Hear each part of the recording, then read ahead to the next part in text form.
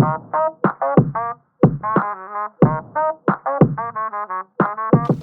are listening to the Lawyer Life Podcast, episode number 57, How to Actually Take a Break Without Losing Momentum.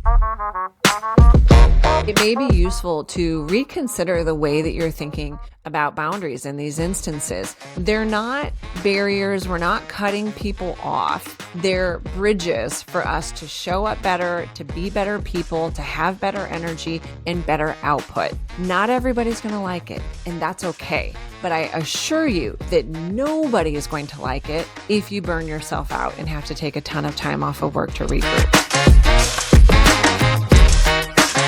Welcome to the Lawyer Life Podcast. If you are here, I promise you it is not by chance. If you're a practicing attorney who wants to have more control over their practice and their time and create their own independent space, listen up. I am Autumn Noble, and I am the founder of the Lawyer Life Collective. As a practicing attorney and a life and career coach for lawyers, I have spent years coaching hundreds of women lawyers from all over the world to take control over their career and make it better aligned with who they are and who they want to be. Maybe you want to accelerate your success. Maybe you want to make some simple adjustments to your career. Maybe you want more work-life balance, or perhaps you're interested in pivoting away from law in whole or in part. This is your space to learn from someone who has done all of those things and helped hundreds of women to do the same. I am so glad that you are here to join us on this journey, and I hope that at some point we can connect virtually in a free coaching consultation or virtual coffee, all linked in the show notes. For now, I hope you enjoy the podcast and all of our free goodies that we offer at thelawyerlifecollective.com. Hello, my friends. Welcome back to the podcast. This week, we are continuing our discussion from last month, where we were talking about burnout and how to identify it before it begins.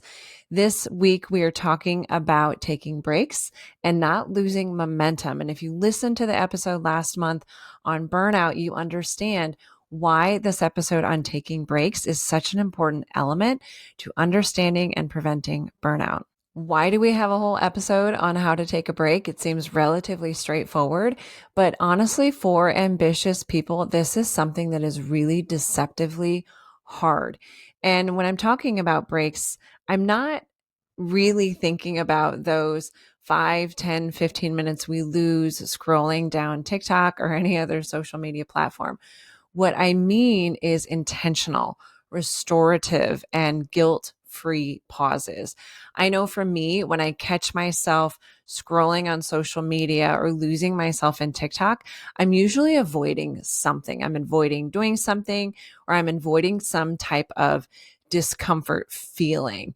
And so when we talk about setting an intentional break, it's creating a space to explore those things that we may otherwise be avoiding or that may otherwise be causing some kind of a discomfort.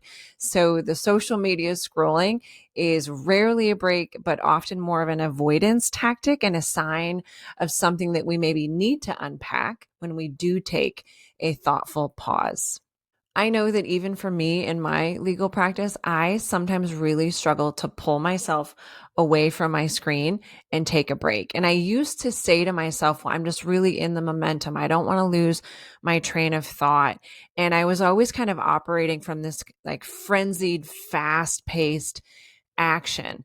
And now I've come to recognize that that feeling and that pull of like really focused, I just want to get this done kind of effort is really me operating from my primitive brain, that fight or flight brain, and kind of a lower thinking brain.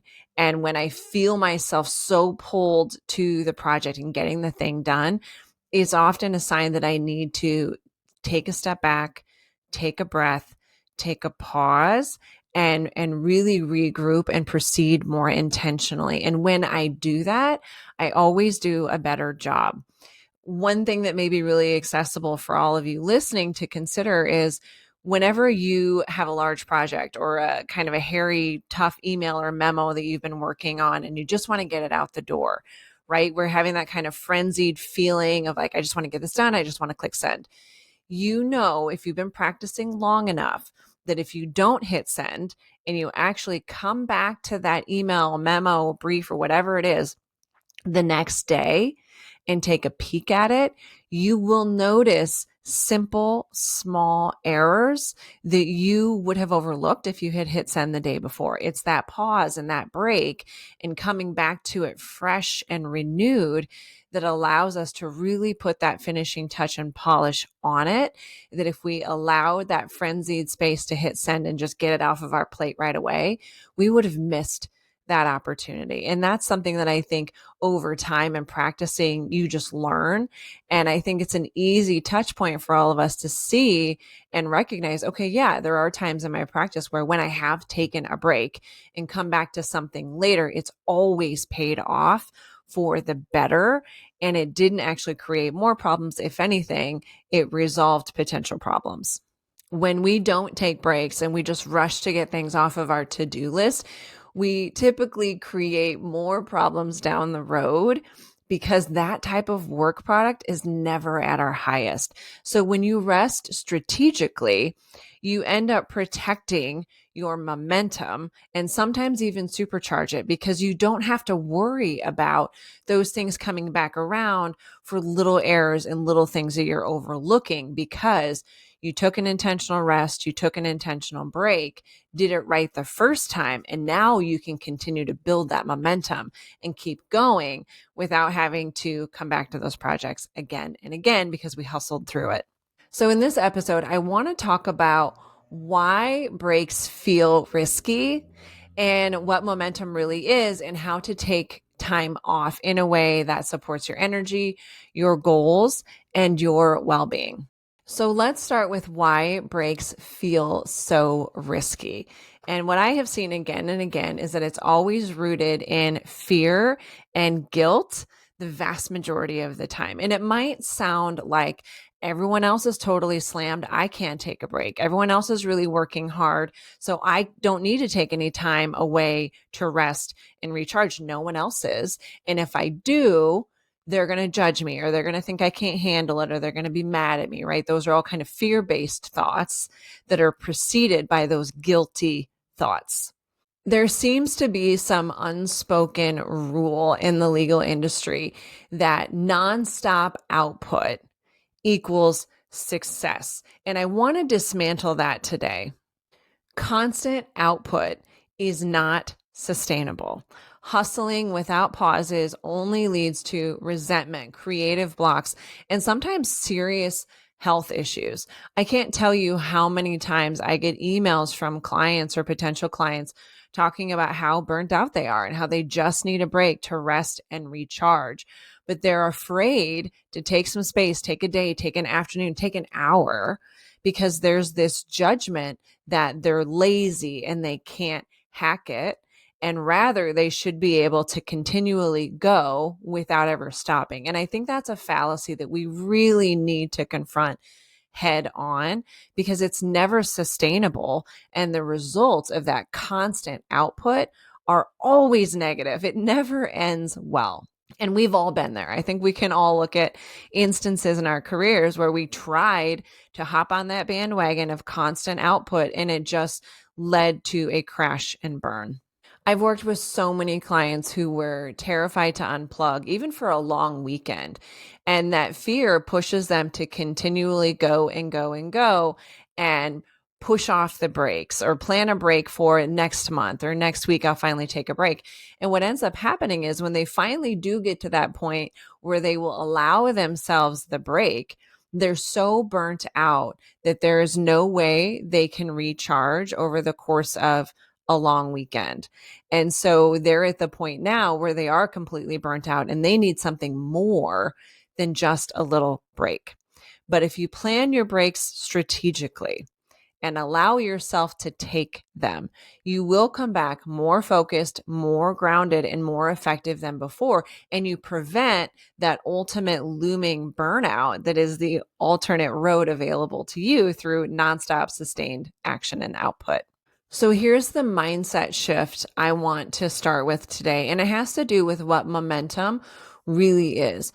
Momentum is not a sustained sprint. Momentum is not speed. Momentum is sustainable forward movement. What that requires of us is not constant acceleration, but rather rhythm. Think about athletes or any of you that might be into fitness and exercise. You know that rest days are part of any fitness regimen. They are built into it, including professional athletes. They don't train every single day, every minute of every day. They build in rest days because they know that that is what their bodies need to recharge and come back even stronger. Those rest days allow their bodies to recover and integrate everything that they have worked on previously. The same is true for you, and here's the science to back it up. Research shows that rest, real intentional rest, improves memory, focus, and creativity. Your brain needs time to consolidate learning and replenish energy. Without that, we don't think as clearly, we don't see issues and items that we would have otherwise, and we're not able to sort of consolidate all the information that we've been cramming into our brain over the preceding days. Without rest, we lose the benefit of all of that data. Consider times in your life when you've had really striking insights about maybe what you wanted, or maybe your work, or maybe a roadblock that you were having on a project. I suspect that for you, just like for me, most of those powerful insights came when you weren't working. Maybe you were in the shower singing along to a song. Maybe you were walking your dogs. Maybe you were journaling or just sitting quietly and trying to meditate. And you have kind of that lightning strike of information that comes and that insight that comes in. You can't access that level of knowing and consciousness when you're constantly going. And so that rest allows your brain to open up to other possibilities and that intuition to seep in and offer you information that maybe we've been overlooking. So how do we take aligned breaks? And even more so, how do we do this well? How do you take a break that actually serves you rather than leaving you more stressed when you come back? I want to offer you a very simple framework that you can use anytime you're feeling the need to pause, but you're having a really hard time pulling away because you don't want to lose traction. 1, set an intention. What do you want from the break? Is it rest? Is it clarity? Is it space? Is it recovery? Be really specific. When I have to kind of pry my eyeballs away from my screen and go take a break because I know I'm getting so swept up in it, for me, that pause is always clarity, where I can really ask myself, why am I feeling so frenzied and rushed to get this done? And is that serving me? And what is that really about? And what am I maybe overlooking by just going and not stopping and really thinking about what I'm doing and how it fits into the bigger picture? Whatever your reasoning may be, we have to get clear on why we're taking the break and be honest with ourselves about that intention. And that can help us decide, okay, what do I need to do with this break time? And what should the break look like when we're clear on the intention to begin with? Second, we set boundaries. We have to let other people know when we're taking a break. And this is something I see attorneys struggle with a lot because remember, there's that guilt and kind of shame that comes with taking a break. You know, I'm letting other people down. They're going to judge me. They're all working really hard. So why do I deserve a break? And so we try to be sneaky about our breaks, which honestly just creates more discomfort and makes it harder to rest, reset, and recover, because now we're just paranoid if anybody has noticed that we're not answering it right away, or if anyone's mad at us because we're not responding immediately to those Slack messages. So own it and communicate it, right? A legal team is supposed to operate as a team. And if you're on the basketball court and your player off to the right decides to take a break and not tell you, you're not going to pass the ball there, right? You kind of want to know that they're not going to be there. And so as a legal team, we have to kind of use that same logic. If you're going to take a break, you need to let other people know so they're not passing things to you in that moment, expecting you to catch them. Be a good teammate, be a good communicator, and learn to process that guilt and discomfort that comes from communicating the break. If you don't do that, it's never going to be easy to take a break. You're never going to develop new neural pathways that allow you to step away and process that shame and fear and guilt that comes with it. When you don't let other people know, we let the shame, fear, and guilt drive the boat. And they're always going to win until we learn how to handle them differently. So this may mean using an out of office message, letting people know I'm going to be away from my email from this time to this time. I'm taking the afternoon off for personal reasons. Maybe block off your calendar and be very clear when you will be returning and available again. You don't owe everyone 24-hour access to you. And it's impossible. There are so many times we have to go to doctor's appointments or kids' appointments, and we're not able to respond right away. There's no reason you can't employ that same kind of a boundary for your own rest and recovery. So this one is really critical, and I'm really encouraging you not to skip it, because that is the inclination that I see again and again and again. And now you've just miscommunicated to your team, which creates more frustration than you actually taking a break and stepping away for a moment, which they will likely understand. Ghosting everyone just pisses everybody off and makes them not trust you to show up and be accountable and honest with them about your needs.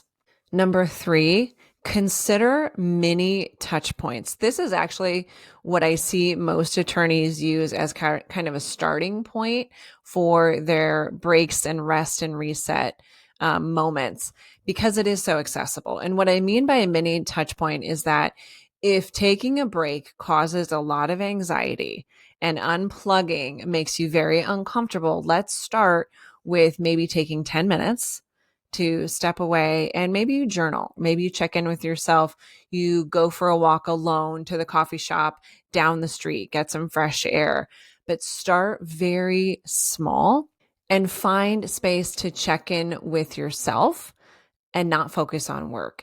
And so however that may look for you, make it small, make it meaningful, and make the intention clear that this is my time to think about something other than work and really check in with myself and see how I am doing. A simple journal prompt that might be useful for these types of pauses, at least initially, is to journal about what's working for me today, what's frustrating me today, what do I wish was different today, and just see what comes up. You will be amazed what your mind and body kind of offer you when you check in and ask, like, hey, what's going on with me that I'm not noticing while I'm sprinting down this road of work every day? And sometimes those insights can be incredibly powerful in identifying and spotting burnout before it happens. 4, manage your energy. And this really focuses on what replenishes you. I'm an introvert, so for me, finding quiet time alone and away from other humans is an absolute must. Usually it's nature. Sometimes it's kind of going off on my own and doing some yoga or meditation, but figure out what actually replenishes your energy. And I mean, not just laying on the couch because, oh, this woman on the internet told me that I need to take breaks. That probably doesn't replenish most people. Scrolling on your phone also probably does not replenish you. So pay attention to your energy and see if you can start identifying activities that make you feel more energized and excited about life. It could be being with nature. It could be movement, silence, laughter, connecting with friends, a phone call to a family member. Figure out what that thing is that builds your energy back up and find space for that in your life. 5, plan for re-entry. Give yourself a soft landing when you return. So maybe if you planned a long weekend or an afternoon off, don't stack 20 meetings on the first day back. And this is what I see again and again and again when we take vacations.